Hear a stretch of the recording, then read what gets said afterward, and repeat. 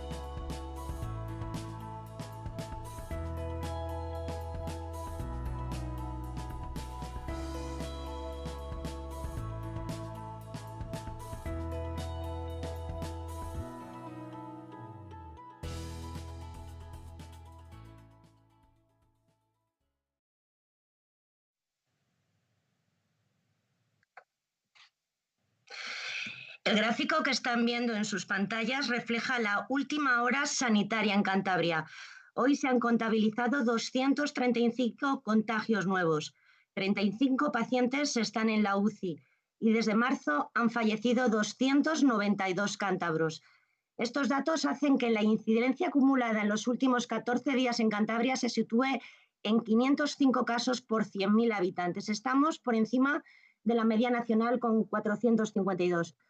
Son unos datos demoledores que dibujan una situación de riesgo extremo, con víctimas mortales creciendo, con el número de contagiados disparado y la amenaza de un colapso en las UCIs. Un panorama muy diferente al que vivimos en verano, hace apenas 2 meses, cuando pensábamos casi felices que habíamos doblegado al virus. ¿Qué ha ocurrido para llegar a este estado de auténtica emergencia? ¿No hemos aprendido nada en la primera ola? ¿Qué hemos hecho mal durante este tiempo? Y sobre todo, ¿qué podemos hacer ahora? ¿Qué necesitamos hacer en estos momentos para tratar de salvar vidas y parar esta pandemia que, como saben, no solo mina nuestra salud, sino que también amenaza nuestra economía? Buenas tardes, soy Leticia Mena y les invito a presenciar esta iniciativa impulsada por Líderes Cantabria en colaboración con el diario Montañés, en el que vamos a intentar responder estas preguntas. Y para encontrar respuestas no hay mejor vía que acudir a los expertos. Y en estos casos, los auténticos expertos son los profesionales del Hospital Valdecilla, con quien ya estamos en directo con su sala de juntas, que ya llevan casi 9 meses en la primera línea de combate contra el COVID. Les iremos conociendo y escuchando a lo largo de los próximos minutos y contactaremos en directo con varios enfermos cántabros que han sufrido el zarpazo del COVID. Buenas tardes, doctores.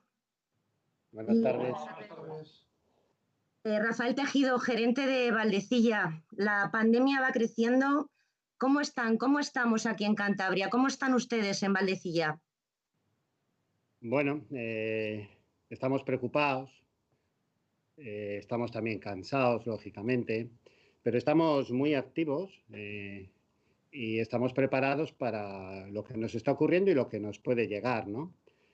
Ahora mismo, como bien sabes, Leticia, y como bien has explicado, pues el impacto que hay en un hospital depende directamente de la situación de la comunidad, ¿no? Llevamos aproximadamente un mes en Cantabria con una tasa de incidencia creciente, que aproximadamente estamos diagnosticando 1.500 casos semanales. Y eso desde el punto de vista del hospital, ¿qué significa? Pues que todas las semanas tenemos cerca de 90 pacientes que ingresan en las unidades en la hospitalización convencional y tenemos aproximadamente 20 pacientes que ingresan en las unidades de cuidados intensivos. Hoy en el hospital tenemos una situación controlada, tenemos aproximadamente 82 ingresos en la hospitalización convencional y tenemos 36 pacientes en la unidad de intensivos. Tenemos, dado la respuesta que está haciendo el hospital con la reorganización que hemos hecho y sobre todo con el trabajo excepcional de los profesionales, pues tenemos ahora mismo, estamos dando una calidad asistencial excelente a los pacientes que ingresan por COVID y hemos podido mantener lo que es el hospital no COVID, que para nosotros esto ahora mismo también es muy importante. Tenemos 83 ingresados, pero con una reserva de hasta 130 camas. Tenemos 130 camas preparadas en hospitalización convencional y tenemos 36 en intensivos y con una reserva de camas de hasta 60. Por lo tanto, pues bueno, el impacto en el hospital es muy importante, la presión es importante, pero el hospital tiene una gran capacidad de respuesta. Pero si esto pues, se va prolongando, si la curva no empieza a descender, pues lógicamente la situación empeorará y tendremos que seguir haciendo y tomando medidas, ¿no? ¿Qué estamos haciendo mal los ciudadanos? Porque está claro que la responsabilidad al final no puede caer solo en ustedes, ¿no? Los ciudadanos debemos cumplir esas medidas sanitarias, pero hay algo que no estamos haciendo bien porque los datos son los que son y la situación en el hospital es la que es. ¿Qué estamos haciendo mal? No lo sé, es que hay muchos factores que influyen, ¿no? Y que se nos escapan, porque si nos ponemos a ver cuál ha sido la situación en el mundo o mismamente en España, comunidades que estaban estupendamente hace un mes ahora mismo están muy mal y supongo que hacen lo mismo, países que parecía que estaban en una situación perfecta, pues ahora mismo están incluso peor que España. Así que buscar a veces razones de lo que está ocurriendo resulta complejo. Ya sabes que yo defiendo mucho que Valdecilla es un hospital totalmente integrado en la sociedad de Cantabria, que la sociedad nos quiere muchísimo, nos trata fenomenal. Nosotros creemos que los ciudadanos en general se están comportando fenomenal y se están comportando muy bien siempre con el hospital, pero sí es verdad que ahora mismo lo que impera es que nos cuidemos todavía muchísimo más, ¿no? Muchísimo más, porque el impacto si no va a ser muy importante, ¿no? Entonces, en general, la ciudadanía, ¿qué está haciendo? pues yo creo que un comportamiento adecuado, pero hay grupos que no lo están haciendo y que esto influye porque el virus se transmite muy, muy exponencialmente, con lo cual que sea una minoría no significa que el impacto no vaya a ser importante. ¿Un confinamiento como el que tuvimos en marzo sería bueno o es algo que todavía no se valora? No lo sé, porque Leticia, yo no soy epidemiólogo y en ese sentido tengo que ser discreto, ¿no? Eh, a mí lo que me preocupa de las medidas que estamos tomando y viendo un poco cómo está yendo la evolución en Europa y en España es que estamos consiguiendo, digamos, de alguna forma frenar, incluso si quieres descender algo, pero incluso en los mejores casos estamos todavía con tasas de incidencia muy altas. Y cuando tienes ese suelo tan alto, una tasa de incidencia que bajas de 500 a 300, pero sigues teniendo 300 casos por 100.000 habitantes, es fácil que se vayan repitiendo las ondas o las olas, ¿no? Porque ya estás en una situación muy límite y a cualquier cosa que haya, movilidad, reuniones familiares, pues francamente pues sabemos que se van a repetir si no conseguimos bajar la incidencia por debajo de 100. Y esto es a mí lo que personalmente más me preocupa. Si hay que hacer medidas, pues para eso están los epidemiólogos. Yo desde mi punto de vista, pero es un punto de vista muy personal, prefiero medidas más duras, más drásticas y más recortadas, que nos bajen rápidamente la incidencia y que nos permitan cuanto antes abrir nuevamente la sociedad, nuestro modelo de vida y nuestra economía. Pero no soy ningún experto, así que no me hagas mucho caso, ¿eh? Entiéndelo como Por una, supuesto. una opinión personal simplemente, ¿no? Juan Carlos Rodríguez Borregán, jefe de Servicio de Cuidados Intensivos, que también está en esa sala de juntas de Valdecilla, eh, han, cambiado, han cambiado muchas cosas para ustedes en su trabajo, ¿verdad? Sí, han cambiado muchísimas cosas. Han cambiado casi toda nuestra forma de actuar y dónde tenemos colocado el servicio ahora. Es decir, de cómo estábamos hace un año a cómo estamos ahora, pues hemos dado vuelta varias veces a toda la organización del servicio y hemos recolocado todo varias veces. Y bueno, pero esto es parte de toda la estrategia que se ha seguido a la hora de actuar en esta epidemia. Es decir, hemos marcado unas pautas y a medida que se iban pasando cosas, nosotros íbamos actuando y haciendo lo que teníamos que hacer. Hemos tenido que hacer muchas cosas y a veces en muy poco tiempo, sobre todo en la primera ola. Esta ha sido un poquito más lenta, nos ha dado tiempo a hacer las cosas más despacio. Además, pues ya habíamos vivido lo anterior, con lo cual teníamos una experiencia acumulada ahí de conocimientos de cómo manejar un poco la situación, y esta ha sido pues todo como más fácil que la primera, ¿no? ¿Y cómo están los ánimos de los compañeros? Porque claro, enfrentarse día a día a tantos pacientes en UCI debe ser agotador.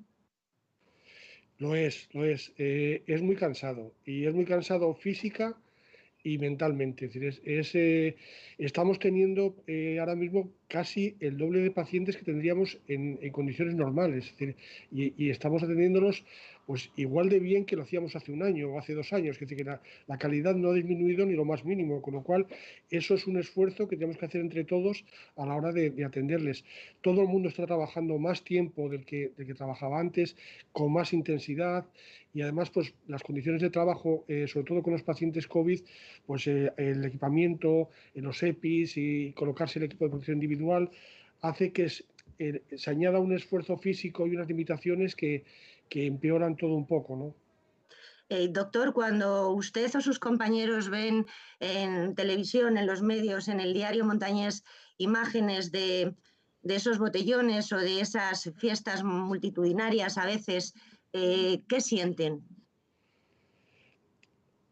A ver, es una dualidad, ¿no? Por un lado decimos que cómo se está haciendo eso, no están viendo lo que está pasando, y por otro lado pues entendemos que la gente, todo el mundo quiere vivir una normalidad que hemos perdido hace unos meses, pero que era nuestra vida. Es decir, era nuestra vida normal, que llevábamos años disfrutándola, y la gente, pues todo el mundo se niega a prescindir de esto durante además un tiempo muy prolongado. Es decir, esto no es que durante un mes vamos a hacer un parón, es que llevamos así desde el mes de febrero o marzo. Y pues entiendes por un lado que todo el mundo quiere hacer cosas que formaban parte de nuestra vida normal, y por otro lado dices, todo eso igual se podía hacer, pero con un poco más de cuidado y sin quitarse la mascarilla tantas veces, ¿no? Ujú. Hablábamos esta tarde, ¿no? De esas medidas que se podían tomar y usted tenía claro una cosa, sabiendo que uno de los sectores más perjudicados está siendo la hostelería y hay algo que decía que la hostelería no es el problema, sino cómo nos comportamos nosotros en la hostelería. Claro, y es verdad, es decir, un bar o una terraza no es un sitio de contagio. El contagio es que nosotros llegamos allí y creemos que podemos hacer lo que nos dé la gana, nos quitamos la mascarilla, estamos allí 1 hora o 2 horas con la mascarilla quitada, hablando en un tono un poco más alto del normal y girándonos y hablando con el de al lado. Entonces, el problema no es el local, el problema es lo que hacemos nosotros en ese local, ¿no? Veo detrás de usted asintiendo a Marichu Mantilla, supervisora de enfermería de la UCI con 250 enfermeras a su cargo. Marichu, ¿cómo estáis? ¿Cómo estáis todas las enfermeras? Bueno, pues a ver, trabajar en la UCI ya es estresante de por sí, en situación normal. Ahora, como bien decía Juan Carlos, llevamos unos cuantos meses trabajando con nuestros pacientes de UCI normal y añadido con los pacientes COVID, con las limitaciones que eso supone y eh, con el esfuerzo que se ha pedido a todo nuestro equipo de ampliar todas esas salas. Hemos contado con la ventaja de poder preparar las salas con antelación y antes de ocupar una sala o de llenar una sala ya teníamos previsto y preparado la sala siguiente a ocupar, pero todo eso lleva un esfuerzo no solo de los compañeros del equipo, sino del resto de compañeros del hospital que nos han ayudado muchísimo a poderlo llevar a cabo. En general, yo diría, pues eso, que estamos cansados por el esfuerzo titánico que se ha hecho, pero pues también entendiendo que la sociedad ahora mismo nos necesita y que estamos en el punto, uno de los puntos más estratégicos. Habéis vivido durante estos meses situaciones muy difíciles con personas que estaban solas y que solo tenían vuestra compañía.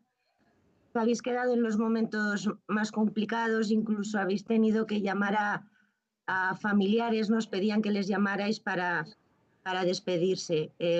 Esos momentos tan duros la sociedad tiene que saberlos, porque al final es también una manera de saber lo que se vive ahí dentro, lo que vivís a diario. Cuéntanos alguna de estos días Sí, duros que habéis tenido.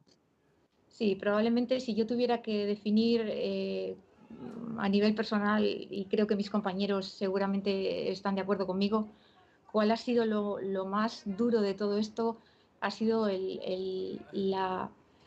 la incomunicación o la falta de... para que se entienda bien, una enfermera de UCI o un profesional de UCI tiene un vínculo muy estrecho con el paciente. Estamos a pie de cama las 24 horas del día y eso supone que ríes, lloras, compartes con el paciente cantidad de cosas y con su familia. Y con estos pacientes, entre que el EPI ya es una barrera importante para, no sé, estamos muy acostumbradas a coger de la mano, a tocar, a tener una relación muy estrecha y muy cercana con ellos. Y de alguna manera el EPI solo te ven los ojos. Sí que es verdad que nos han tenido a nosotros y las experiencias y los testimonios cuando han venido a visitarnos, pacientes que han estado con nosotros, lo reflejaban así, lo acompañados que se han sentido con nosotros. Pero sí que es verdad, como te comentaba ayer, que hay experiencias muy duras y muy traumáticas de pues, pacientes que llegan y al poquito tiempo se deterioran muy rápido y hay que dormirles, hay que mantenerles sedados para poder aplicar el tratamiento adecuado. Y en ese momento hay que decirles que les vamos a dormir. Y sí que hemos vivido ahí alguna experiencia de, pues dura, de decirte, ¿me dejas despedirme de mi familia? ¿Puedo hacer una llamada para decirle a mi mujer y a mis hijos que me voy a dormir? Entonces, bueno, pues esas cosas aún las veces que lo cuento me sigue emocionando. Normal. Eso es muy duro y probablemente sean, como profesionales, sea de lo más duro que hemos vivido. Y yo llevo 30 años trabajando en este hospital, que quiero mucho, pero sí que es verdad que está siendo duro y cuesta llevar todos los días este ritmo de trabajo, llegar a casa, saber que tienes que volver al día siguiente. Bueno, pues estamos cansados y necesitamos eso, un poco de apoyo y que no caiga sobre nosotros todo el peso de la responsabilidad. Nosotros estamos aquí y yo creo que los ciudadanos tienen que saber que cuentan con los mejores profesionales, porque los tienen, pero que también necesitamos esa parte de ayuda desde el exterior. ¿Qué razón tienes? ¿Qué razón tienes? Mira, y tenemos con nosotros aquí a Lidia Zamanillo, una paciente que estuvo ingresada unos cuantos días con vosotros, 20 días en planta y 2 meses después en rehabilitación. La estoy viendo emocionada porque fuisteis vosotros los que la cogisteis de la mano en unos momentos muy complicados. Lidia Zamanillo, buenas tardes. Buenas tardes. Me he emocionado con lo que ha contado Marichu, porque al final lo vives en primera persona. Estás solo en esa situación y el único apoyo que tienes son ellos, con los recursos que tienen, porque cuando a mí me pasa que es en la primera ola apenas tienen recursos y bueno, es duro y a día de hoy todavía pues sigo con secuelas. Cuéntanos, Lidia, cuéntanos, ¿cómo estás? Tienes 31 años, Sí, eso es. No tenías patologías previas, eras una chica normal, que hacía su vida normal. Eso es, de mi vida normal, mi vida ha cambiado completamente. Y bueno, ahora me cuesta vivir, por así decirlo, porque vivo 24/7 cansada. Bueno, gracias al apoyo de mi familia y demás, pues consigo hacer un poco una vida diaria. Solo trabajo 3 horitas en un colegio y bueno, me canso al respirar, sigo con febrícula, con tos, sigo yendo a rehabilitación. Y bueno, escuchar, por ejemplo, a Marichu, eso me ha tocado porque bueno, yo también celebré mi cumpleaños en el hospital ingresada. Y gracias a ellos, pues bueno, tuvieron el detalle de hacerme una fiesta sorpresa, por así decirlo. Y bueno, me tiré todo el día llorando, siendo sincero. Bueno. Claro, porque esas imágenes las tenemos, vemos cómo entran los médicos con un sobao y una vela. ¿Cómo recuerdas aquel momento? Porque al final los sanitarios eran tu familia. Eso es. Para mí, creo que no se me van a olvidar los 31. Me hicieron la sorpresa. Yo tampoco sabía muy bien cómo reaccionar, porque tampoco quería acercarme demasiado, porque también tiene la responsabilidad de transmitirles a ellos el bicho, ¿no? Y bueno, no se me va a olvidar en la vida porque estuvieron mi médico, que estuvo de seguimiento, su equipo, todas las enfermeras, auxiliares, o sea, estuvieron todos. Y la verdad que lo recuerdo con mucho cariño. Pues Lidia, ¿qué mensaje te gustaría lanzar a todos los lectores del Diario Montañés que nos están viendo? Porque tú efectivamente no tenías ningún tipo de patología, el virus apareció en tu vida, no sabemos dónde. Eso es. ¿Qué te gustaría decirles? A mí lo que me gustaría decir es un poco de responsabilidad. O sea, yo creo que todo este segunda ola y todo esto que estamos viviendo es por la responsabilidad de cada uno. Perdón. La responsabilidad de cada uno. Muy bien lo decían en la hostelería, pero es que lo ves en los parques. Simplemente es muy difícil. Yo entiendo que es complicado porque una normalidad que teníamos nos la han quitado, pero es difícil, vale, respirar con mascarilla, pero es más difícil no poder respirar. Entonces, para mí, yo apelo a la responsabilidad de los jóvenes, sobre todo, porque, vale, los jóvenes salen, pero tú llegas a tu casa, tienes personas mayores y puede ser que igual no salgan. Muchísimas gracias, Lidia. Hablabas de tener el miedo a contagiar a los médicos y nos acompaña en esa sala de juntas Héctor Alonso, médico de urgencias y el jefe de estudios de los 300 residentes que están en Valdecilla, y además fue uno de los primeros médicos que se contagió. Héctor Alonso, buenas tardes. Buenas tardes. ¿Cómo estás? ¿Tú tienes algún tipo de secuela? Porque te vemos que vuelves a estar trabajando en primera línea. Sí, afortunadamente yo tuve una infección con muy poquitos síntomas y enseguida rápidamente me reincorporé otra vez a mi labor profesional. Esto que ocurrió, claro, a todos los residentes, de repente encontrarse con una situación tan extraordinaria como la que empezó en marzo, ¿cómo reaccionaron? Realmente tenemos jóvenes, futuros médicos buenos, ¿no? Con agallas. Sí, la verdad es que reaccionaron súper bien, fueron muy positivos. Yo me acuerdo una reunión que tuvimos el gerente, el doctor Tejido y yo con ellos para transmitirles en los primeros momentos una sensación de apoyo, de calma, de tranquilidad. Y yo les comentaba que podían ver la enfermedad de dos maneras. Podían verla con miedo o podían verla como una oportunidad, porque enfermedades como esta no te encuentras nada más que unas pocas veces en tu vida. Entonces yo creo que se lo han tomado de esta manera como un reto y han respondido, la verdad, magníficamente. Y algo que también, bueno, probablemente puedas hacer ese alegato, ¿no?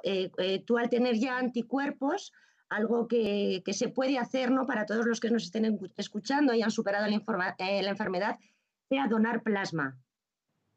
Sí, esto es una iniciativa que tiene nuestro hospital. La verdad es que uno de los tratamientos más útiles en los pacientes gravemente afectados en los primeros días de la enfermedad es la administración de plasma hiperinmune. Y bueno, pues yo animo a toda la gente que haya tenido el COVID y que lo haya superado bueno, pues que está abierta la puerta para poder donar plasma, que puede ser muy necesario para salvar las vidas de nuestros conciudadanos. Y quien quiera hacerlo, ¿qué debe hacer? Nada, se tiene que poner en contacto con el banco de sangre y ellos ya les indican perfectamente los pasos a seguir.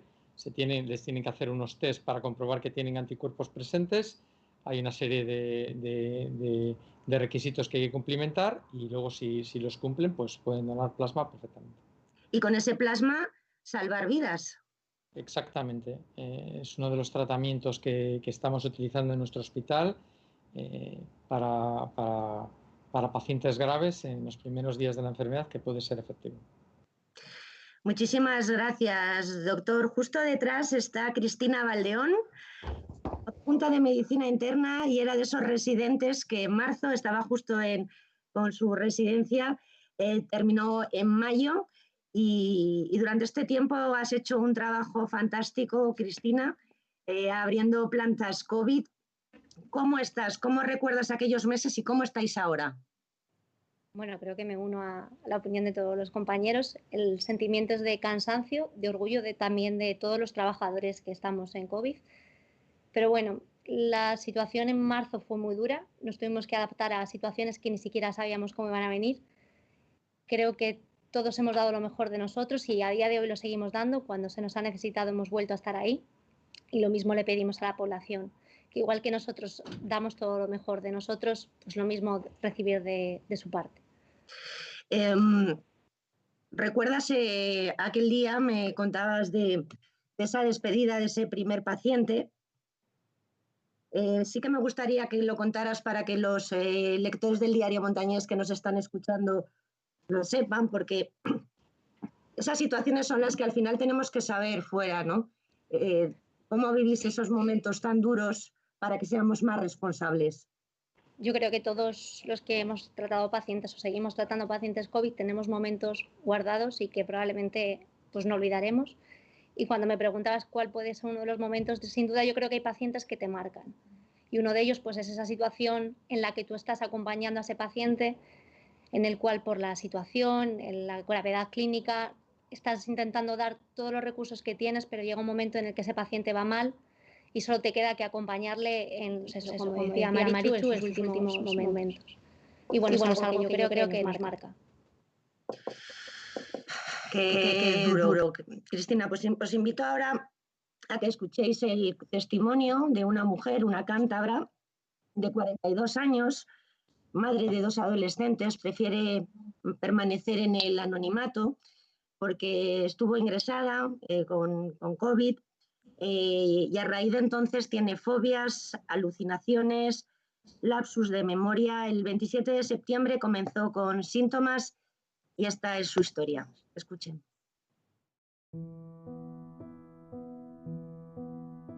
A día de hoy me ha cambiado la vida por completo. Yo, a raíz de ser negativa, intenté volver a rehacer mi vida y me encontré pues con grandes obstáculos. Yo salgo a la calle, empiezo a ver sombras que me persiguen. La gente, cuando yo he sido siempre una persona súper sociable, la gente me molesta, me aturde. Esto desde luego no es una broma, no es una gripe al uso.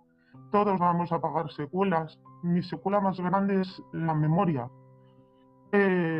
Tengo 42 años y tengo la memoria ahora mismo de una persona con un Alzheimer avanzado. No puedo conducir, no puedo ir a un supermercado, no puedo levantarme y hacer la vida que yo hacía, ir a mi trabajo, salir a pasear porque te sientes agotado, pero ahora, por ejemplo, cada 2 por 3 veo bichos en las paredes. Esto pues te hace angustiarte porque te dicen, es una ansiedad. No es una ansiedad, señores. Tu cuerpo y tu mente van por un lado y tu razón va por otra. Esto no se calma con un ansiolítico, si no ya me lo hubiesen recetado. Lo peor de esta enfermedad es la soledad que uno tiene que pasar. Nadie te puede ayudar. Lo tienes que pasar con un paracetamol y un algidol, como mucho, para tu malestar. Además de mis terrores, de mis cansancios, se me duermen los miembros del cuerpo. He tenido dormidos durante 8 días la mitad de la cara y los hombros, y los codos, desde el codo hasta las manos. Se te cae todo, rompes todo, no tienes fuerzas. Tengo 2 hijos adolescentes con los cuales intento que lleven en la medida de lo posible la vida lo más normal que permite el momento, pero ellos me vieron sacar en ambulancia. A ellos les impactó el poder perder a su madre. Yo he visto la muerte 2 veces muy cerca en estos días.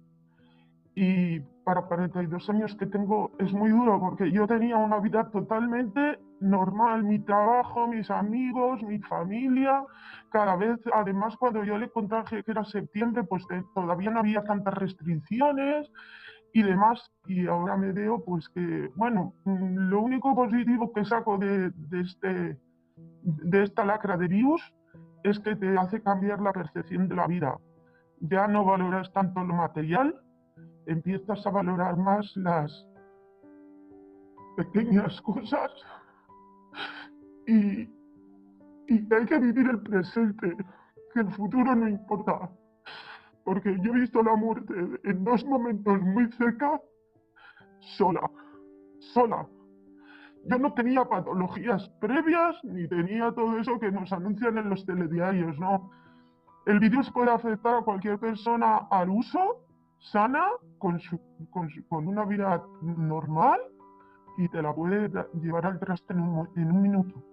Por último, me gustaría hacer un inciso porque ahora es el boom de la vacuna, ¿no? La vacuna va a erradicar, en 5 minutos va a erradicar todo esto. No nos engañemos, tenemos que tener precaución y hasta que la vacuna aparezca, que será algo genial y fabuloso, porque será el mayor avance que podamos tener contra la lucha contra el virus, de momento tenemos que seguir haciendo lo que nos recomiendan los médicos. Tenemos que cumplir las normas. Un toque de queda pues nos fastidia a todos, pero ¿no les fastidiaría a ustedes más no poder salir a la calle a la 1 del mediodía porque tienen fobias? Valórenlo, porque la vida es muy bonita para vivirla y no para que un virus nos lleve por delante.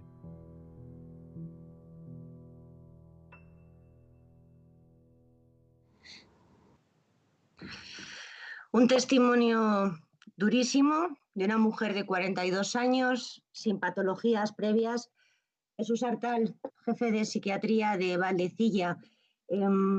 Estos síntomas, ¿no? Tener este tipo de secuelas, el COVID no solo afecta al sistema respiratorio, ¿no? Por supuesto, el COVID es una enfermedad multisistémica que obviamente el aspecto respiratorio es uno de los más importantes, pero también hay alteraciones físicas y mentales que en este caso que acabamos de escuchar son muy manifiestas, ¿no? El sufrimiento de esta persona no solo es por no recuperar su salud y no poder volver a hacer la vida que venía haciendo una mujer joven, docente y con una responsabilidad familiar, sino también el miedo a que no se entiendan estas secuelas, que puedan ser interpretadas únicamente como una respuesta de ansiedad o emocional, que lo es también, pero que no se olvide que hay detrás posiblemente, y hay que estudiarlo, se está estudiando, me consta, el origen, dónde están esas lesiones seguramente a nivel cerebral. Por tanto, entendamos la angustia de esta persona que a veces se siente incluso poco entendida por su entorno e incluso por profesionales sanitarios. Por tanto, dobles causas de sufrimiento, ¿no? Y doctor, ¿cómo está afectando esta pandemia a la salud mental de los cántabros? Bueno, de forma similar a cómo está afectando al resto de nuestro país y al resto de los países de nuestro mismo entorno cultural, con muchos síntomas, es decir, todos, y yo también, y yo creo que todas las personas que conozco, profesionales, ciudadanos, tenemos síntomas, estamos durmiendo distinto, durmiendo peor, estamos más irritables, estamos ya cansados, como se ha comentado aquí, estamos preocupados por nosotros, por nuestra familia, por nuestros pacientes, por la sociedad, por la economía. Por tanto, tenemos mucha preocupación, irritabilidad. Bien, pero esos síntomas no constituyen necesariamente una enfermedad. Es decir, algo que se está viendo es que somos las personas, los profesionales, pero también la sociedad más fuerte de lo que podíamos prever. En este momento tenemos datos, por ejemplo, de 120 personas que han sido trasplantadas en su hígado y les hemos preguntado cómo les ha afectado en los primeros meses del confinamiento, si han cambiado sus hábitos, si se sienten peor, si están haciendo mal los tratamientos. Pues bien, la sorpresa es que no hay grandes síntomas. Ellos se sienten bien, han seguido con su tratamiento, han seguido en contacto, a veces un poco con más dificultad, con sus profesionales, y su salud mental no está gravemente alterada. Por tanto, una sorpresa buena, una explicación que el ser humano tiene capacidad de respuesta cuando se siente apoyado, y en este caso este grupo, por ejemplo, de trasplantados hepáticos, se sienten muy apoyados por el maravilloso equipo que hay en digestivo, que se dedica a su seguimiento. Por tanto, síntomas sí, enfermedades menos de las que algunos agoreros pues, nos anuncian, ¿no? Y esto es una buena noticia. ¿Y cuándo debemos psicológicamente pedir ayuda? Porque efectivamente durante estos meses han cambiado muchos hábitos, hay insomnio, hay ansiedad, hay miedo, hay inseguridad, pero ¿cuándo debemos preocuparnos o pedir ayuda psicológica? Vamos a ver, ayuda hay que pedir siempre que la necesitemos. El tema es a quién se la pedimos. Yo creo que el primer paso es pedírsela a las personas que están en nuestro entorno, que nos quieren, que se preocupan por nosotros. Puede ser nuestra familia, nuestros amigos, nuestros colegas. El primer paso es comentar esto, seamos sanitarios, seamos de cualquier otro gremio o profesión, ¿no? El siguiente paso, ¿cuándo pedimos ayuda profesional? Bueno, pues cuando esta comunicación, este compartir sentimientos que ya tiene de por sí un efecto positivo no es suficiente, por las razones que sean, que pueden depender de mi vulnerabilidad o de la intensidad del estrés que estoy soportando, cuando estos síntomas me complican la vida, cuando ya no me permiten hacer mi vida normal, cuando pasan a ser también un problema añadido al resto, es cuando hay que pedir ayuda profesional.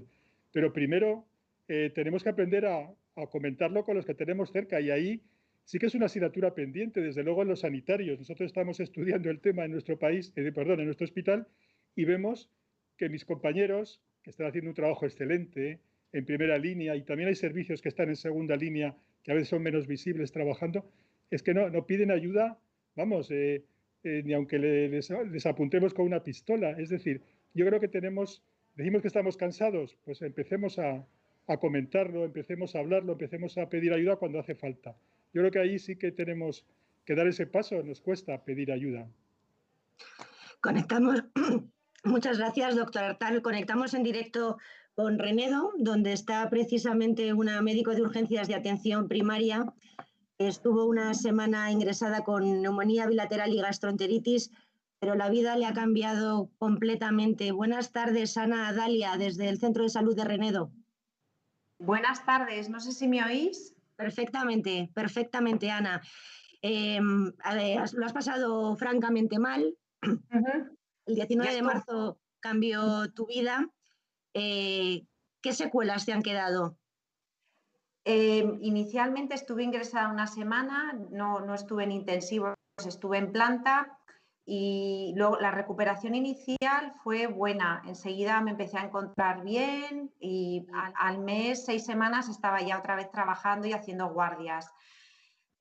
Fue como un subidón el volver a trabajar, el volver que podía estar con mis compañeros, porque me había sentido muy culpable de haber estado mala y no haber podido estar ahí dándolo todo.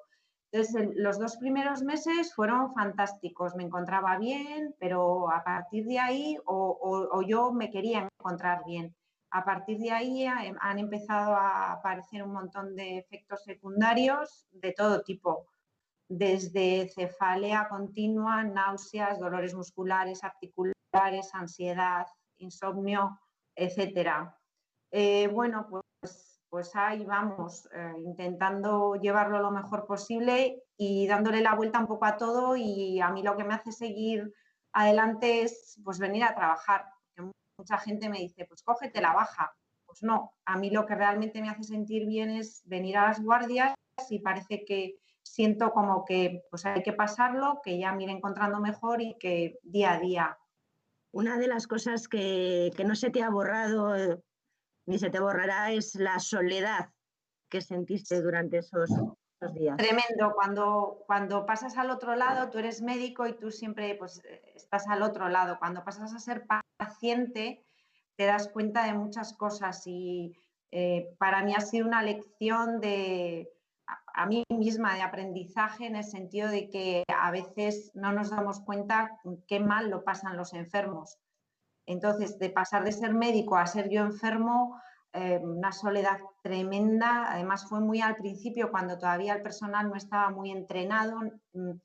Eras como una apestada, nadie quería entrar a las habitaciones, que yo lo entiendo, porque la gente tenía mucho miedo. Entonces, te sentías muy sola, horas y horas sin hablar con nadie, sin saber muy bien lo que iba a pasar y sobre todo encontrándote muy mal.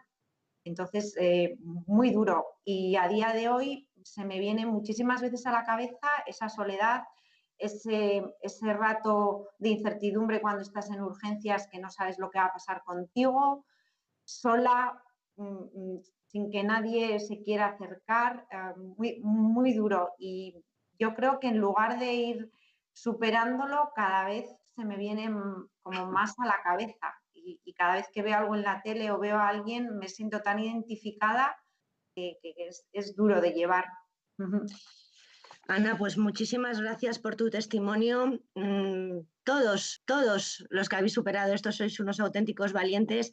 Me resulta sorprendente que digas que lo que te está salvando en la vida es trabajar y estar ahí en primera línea en las guardias y teniendo que salir en cualquier momento que se te necesita. Así que, como a todos los sanitarios, muchísimas gracias. Gracias, Ana, por el trabajo que sigues haciendo y por la fortaleza que has aprendido de todo esto. Gracias a vosotros. Pues, doctores, en Valdecilla tengo una carta para ustedes. Supongo que recordarán, porque yo creo que, como decía antes Cristina, hay historias que no se olvidan, pero la historia, cuando hay un niño, esas historias probablemente te descolocan, ¿no? Que por muy profesionales que sean. Y los padres de aquel niño que estuvo un mes casi con vosotros, os han escrito una carta que voy a pasar a leeros, porque creo que son de estas cosas que tiene que saber todo el mundo. Somos los padres de un niño de 8 años que a finales del mes de abril sufrió las consecuencias del coronavirus.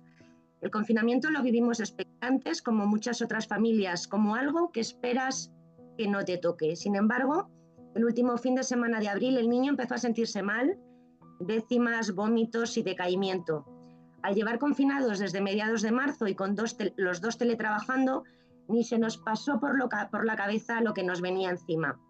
El lunes, como no mejoraba, nos pusimos en contacto con nuestra pediatra, Blanca, del Centro de Salud Camargo Costa, y nuestro ángel de la guarda particular. Ella supo ver que la sintomatología de Luis no era normal y reaccionar a tiempo. Visita al centro de salud y derivación a urgencias de pediatría Maldecilla. Esa decisión y las siguientes que tomaron en el hospital fueron las que salvaron la vida de nuestro hijo. Una vez en observación, empezó a empeorar. Le hicieron pruebas y daban negativo. El virus no estaba activo, pero las piezas no encajaban. Ir y venir de sanitarios, pruebas y más pruebas, de observación a cuidados intermedios y de allí a la UCI. El pronóstico era grave y la serología daba positiva en anticuerpos, y aunque el virus no estaba activo, tenía que quedarse ingresado y tuvierais y acondicionasteis en tiempo récord una planta para poder tratar a un niño. Empieza la pesadilla. Casi al mismo tiempo empiezan a llegarnos mensajes de amigos difundiendo una recomendación de la Asociación Española de Pediatría. Todo cuadraba. No acabábamos de entender muy bien lo que pasaba, pero si los niños no eran un grupo de riesgo, pero si nosotros hemos estado en casa y no hemos salido, pero ¿por qué nosotros? Lo que peor llevamos era no poder estar con él todo el tiempo, pero el ver cómo todo el hospital se volcaba era lo que nos daba fuerzas todos los días. El trato recibido fue espectacular, no solo a nivel médico, que son grandes profesionales, sino a nivel humano. Fueron 3 semanas, una en la UCI y 2 en planta, donde ya podía estar acompañado, y uno de los 2 ingresó con él. La recuperación ha sido muy buena. En Maldecilla le están haciendo un seguimiento en cardiología y hoy en día hace una vida normal. Somos conscientes de que es una enfermedad nueva, de la que todavía se sabe poco. Por tanto, debemos seguir todas las recomendaciones y protegernos como cualquier otra familia. Queremos aprovechar esta oportunidad para volver a dar las gracias a todas y cada una de las personas que salvaron la vida de nuestro niño. María Ángel, Blanca, Diana, Maite, Rosa, Eva, Pablo, Sandra y sus maravillosos hijos Ares y Noa. Tantos nombres se agolpan en nuestra cabeza que podríamos llenar páginas con toda la gente extraordinaria que se cruzó en nuestro camino en uno de los momentos más duros. Desde aquí, muchas gracias a todos. Nunca os podremos agradecer lo suficiente el esfuerzo que hacéis todos los días por los demás. Rafa, Tejido, ¿cómo se os queda el cuerpo? Marichu o Cristina, Héctor, Juan Carlos, quien queráis contestar a unos padres emocionados por el gran trabajo que hicisteis.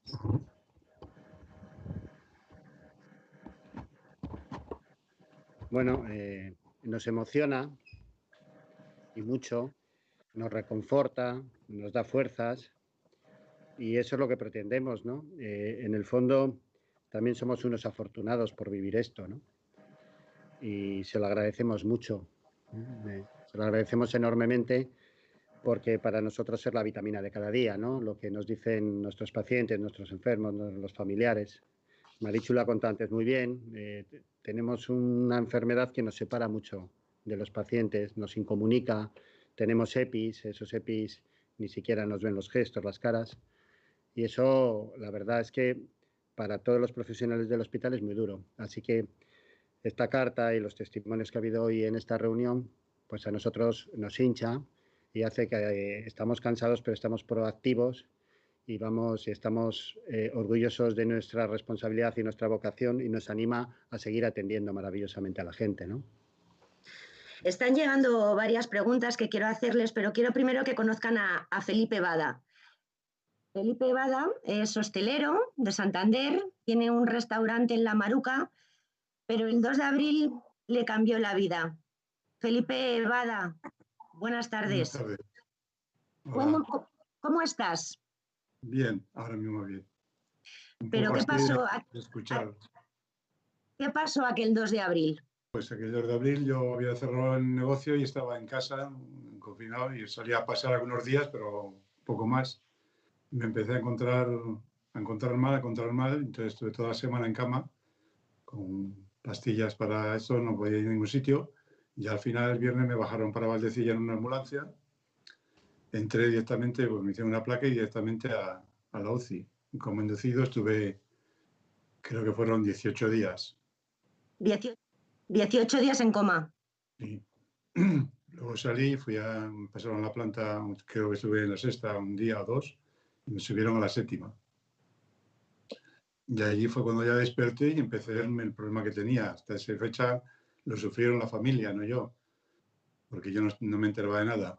Entonces ahí cuando salí ya era cuando me di cuenta que físicamente no me podía mover, no podía respirar, no comía por mí solo, no podía hacer nada.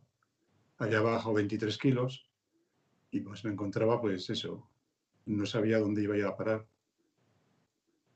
Lo único que era que veía y respiraba, nada más. Bajaste 23 kilos, te quedaste sin musculatura. Sin musculatura y sin nada. Entonces, al no tener nada de musculatura y nada, los tendones se me deterioraron bastante y no me podía dar vuelta a la cama, no podía comer por mí solo. Gracias a las enfermeras que me daban de comer los primeros días. Y me decían todo. Entonces estuve allí hasta el 20 de mayo. Y para el 20 de mayo tenía una fisio todos los días, por cierto, muy maja, que fue la que me enseñó pues, a respirar lo primero y poco a poco ir dando los primeros pasos. Y poder levantarme. Y bueno, pues ahí estuve hasta el 20 de mayo que me dieron el alta porque, vamos, me querían llevar a otro sitio a hacer rehabilitación, pero lo que me faltaba era musculatura, no podía hacer otra cosa. Entonces me fui a casa y en casa, pues como soy de buen comer, pues enseguida cogí peso y hasta junio que me llamaron otra vez de Valdecilla para ir a hacer rehabilitación. Y estuve haciendo rehabilitación pues hasta ahora, hasta el 20 y tantos de octubre. De no poder moverte a coger un andador, ahora todos los días proponerte andar entre 6 u 8 kilómetros a diario. Sí, ya me ha costado, pero poco a poco pues, he ido, pues, ya lo hacía antes, que era lo que me decía el médico que me había salvado, es que antes andaba, como soy diabético, pues andaba mucho. Entonces, la musculatura que tenía en las piernas y en el cuerpo era de que andaba todos los días. Como me gusta mucho comer, lo único que podía hacer era andar para bajar el azúcar. Y eso es lo que me ayudó un poco a no haber caído de todo. Y Felipe, ¿qué le dirías a todos los que nos están viendo? Hombre, pues que le diría a la gente que no lo ha pasado, que no es un juego, que te cambia mucho la vida.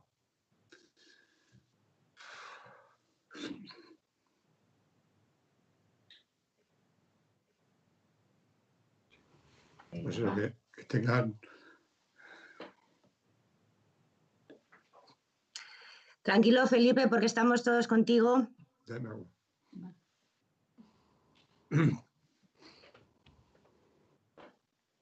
En esto me cambia mucho, de que enseguida, físicamente, pues tengo muchas alteraciones de musculatura, de tendones, me duelen y cosas.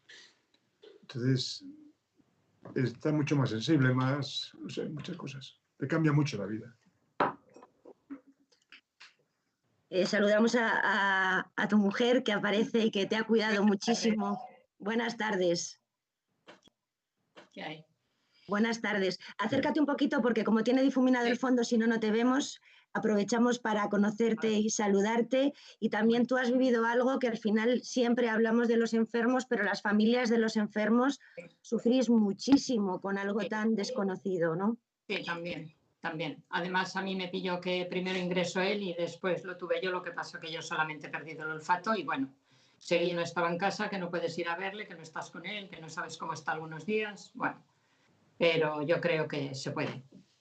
Y él tiene mucha fuerza de voluntad, mucho ánimo y todo lo que pasa que de vez en cuando, pues sí es verdad que esto antes no le pasaba nunca, pasaría lo que pasaría y ahora le pasa, que le da bajoncillo, pero bueno.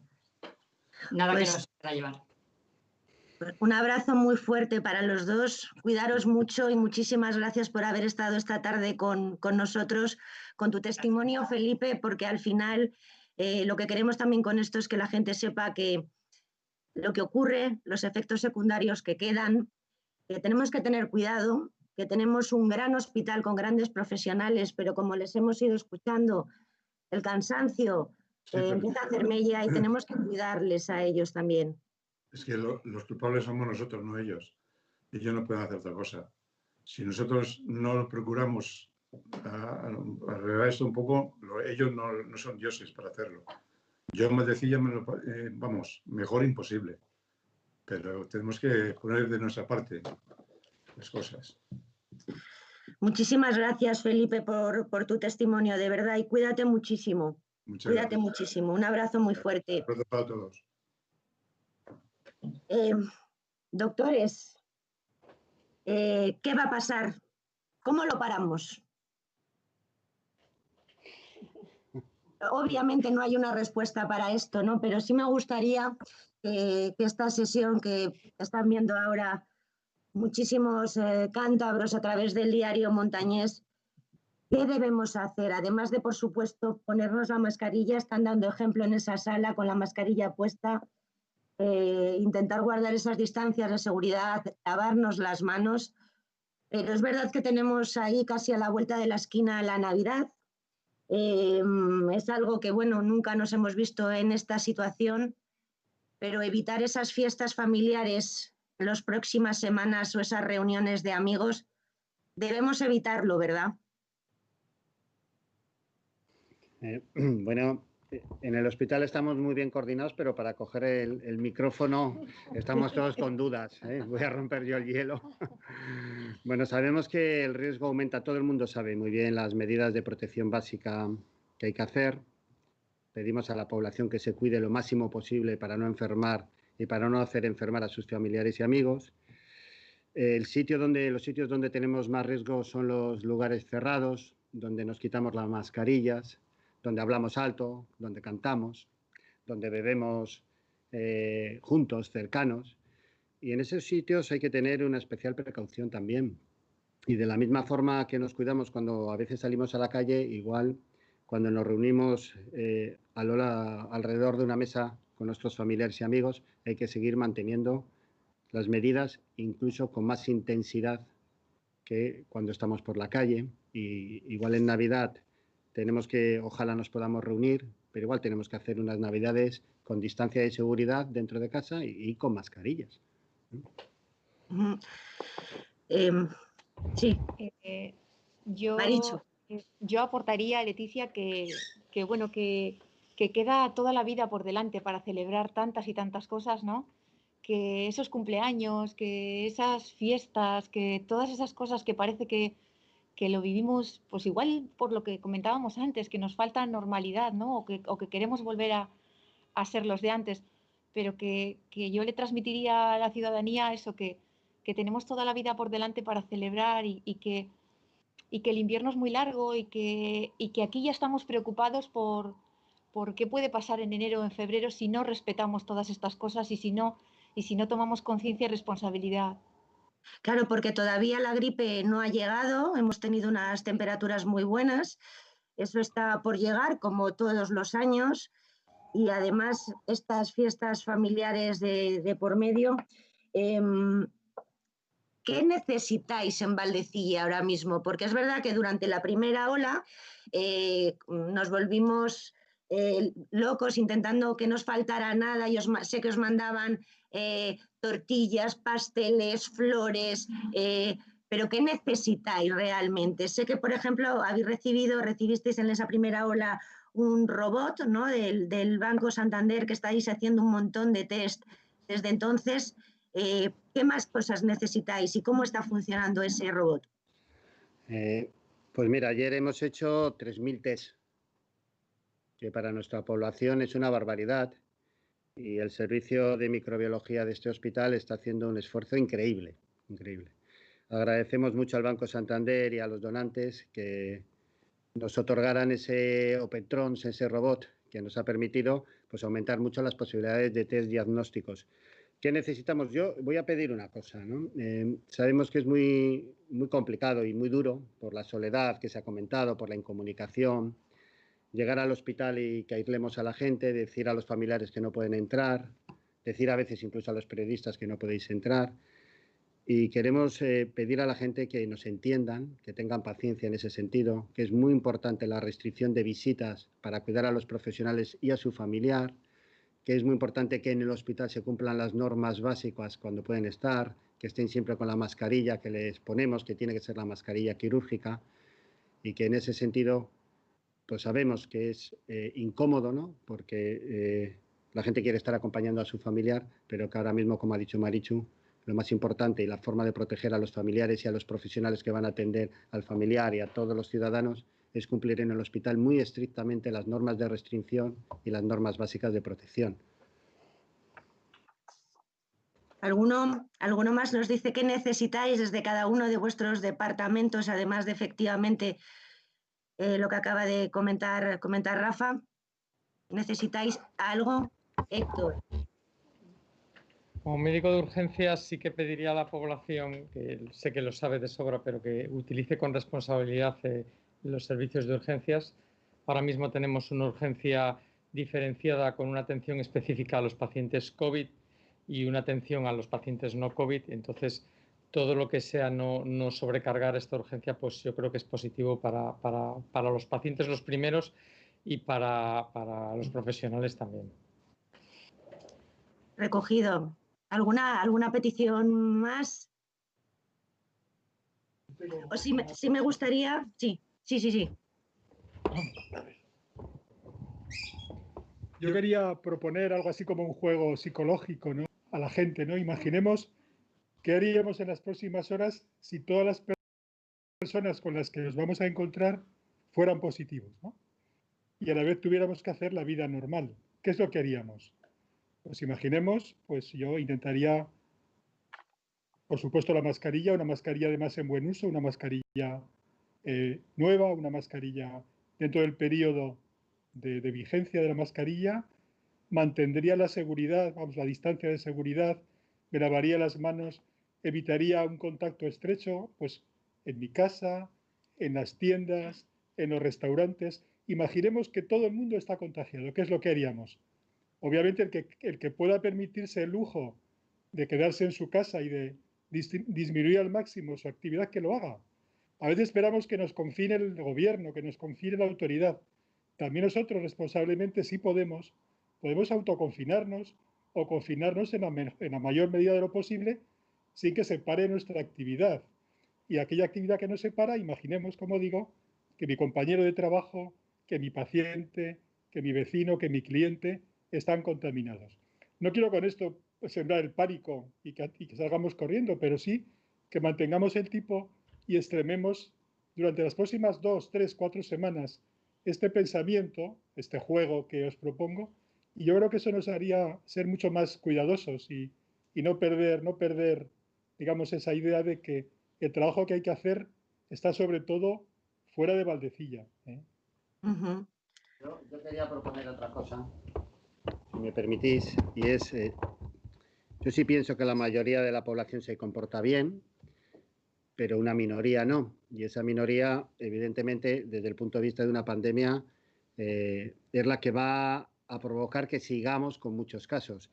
Entonces, aquellos que se comportan bien, pero que tienen alguna persona cercana que no cumple las normas, que seamos proactivos y le expliquemos, intentar ser mucho más responsable para evitar que una persona pueda contagiar a un gran número de ellos, ¿no?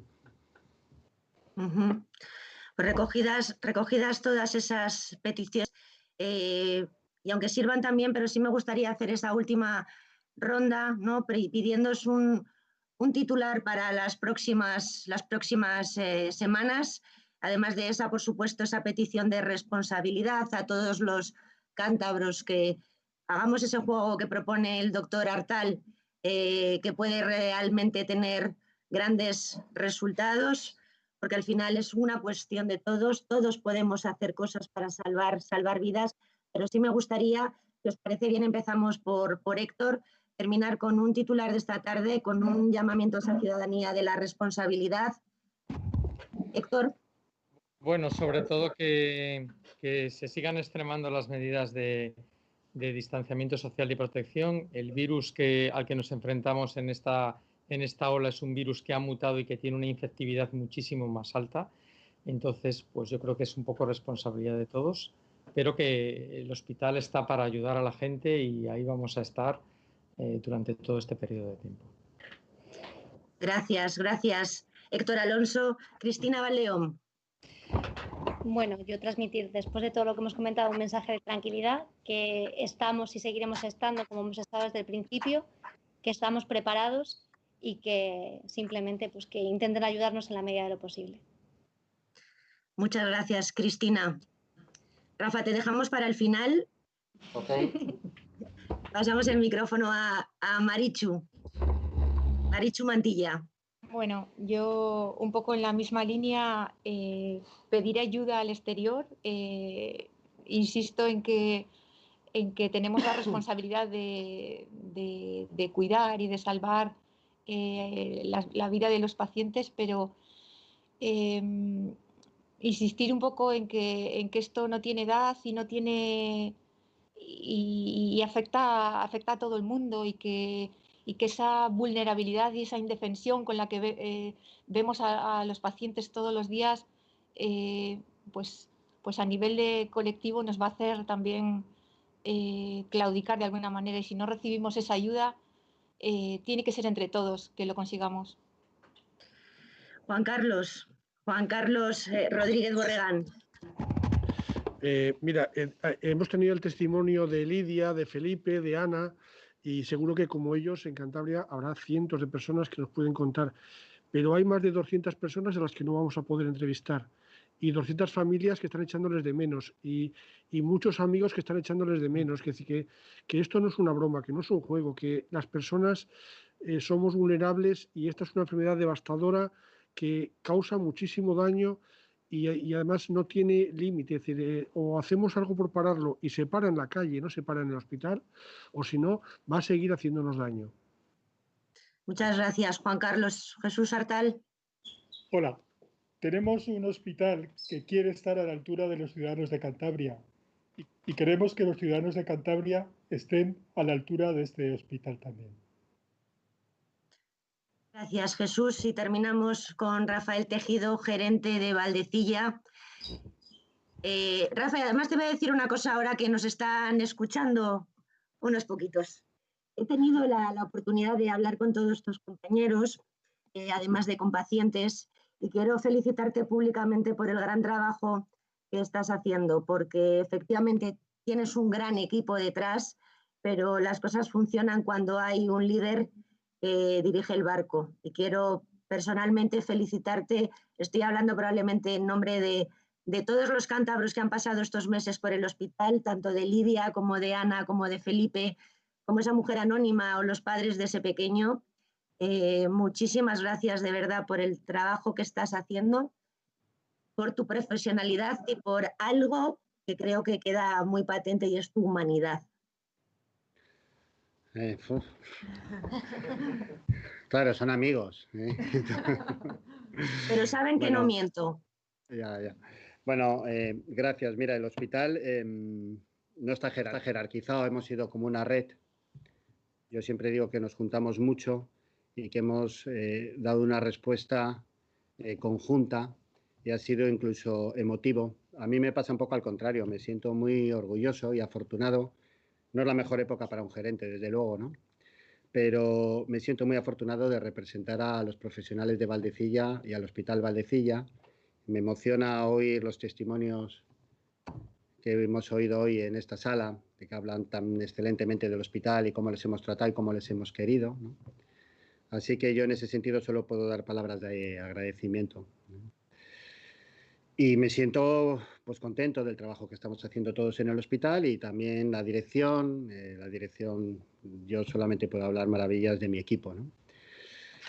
Y somos todos un grupo. Yo lo único que diría por acabar es que se cuide la gente, que parece que hay una luz, que parece que empieza salen las vacunas, que es posible que dentro de unos meses empecemos a ver esa luz del túnel, que lo vamos a tener pronto, que es ahora muy importante en ese sentido que nos cuidemos, que cuidemos a todos nuestros amigos, a todos nuestros seres queridos, a nuestros vecinos, y que cuando la gente venga al hospital sabiendo que el hospital va a tener un impacto y que lo tiene y que tiene una enorme presión, porque efectivamente está siendo una ola muy potente, pero el hospital va a estar siempre capacitado para dar una respuesta excelente, con calidad asistencial a los pacientes con enfermedad COVID y a los no COVID. Y yo de eso me siento orgulloso de este hospital. Ha estado, como dice Jesús, muy a la altura de lo que a nosotros nos ha dado la ciudadanía de Cantabria y nos sentimos orgullosos de haberlo retornado.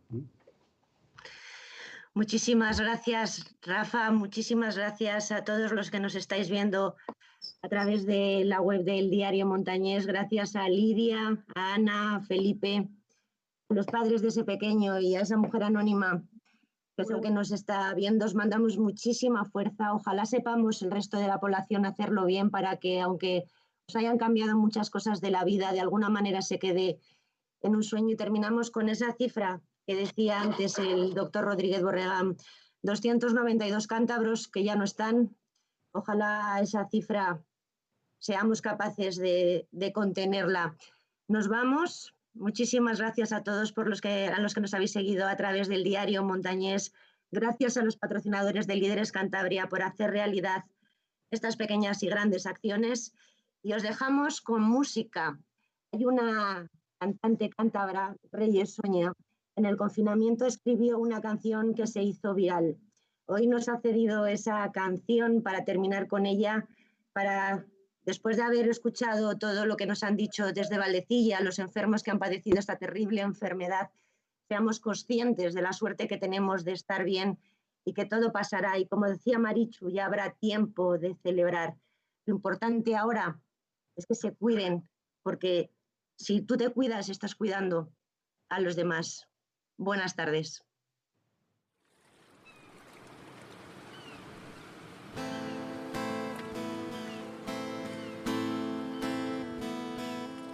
A veces siento que no somos más que pájaros que vuelan en busca de un hogar. A veces siento que no somos más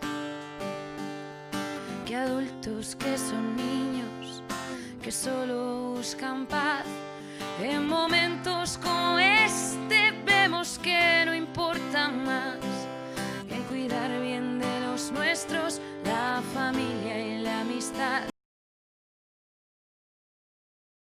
Oro y el afecto un capitán, y es que somos solo estrellas brillando en la oscuridad. Bailaremos en las playas, arena fría en el puntal. Será brillante la bahía, será libre nuestro mar. Una racha de nordeste nos traerá alegres reencuentros. Aviones alzarán el vuelo, barcos llegarán a puerto. Los conciertos de la campa, subir a Peñacabarga, un refugio en la montaña, copas al amanecer. En el camello suenan palas, hay buenas olas en latas. Cantabria, te volveré a ver.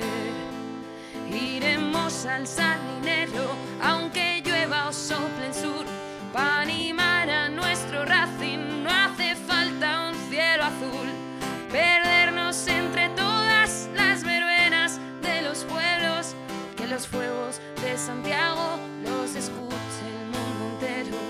Nos abrazaremos fuerte y Cañadillo lo verá.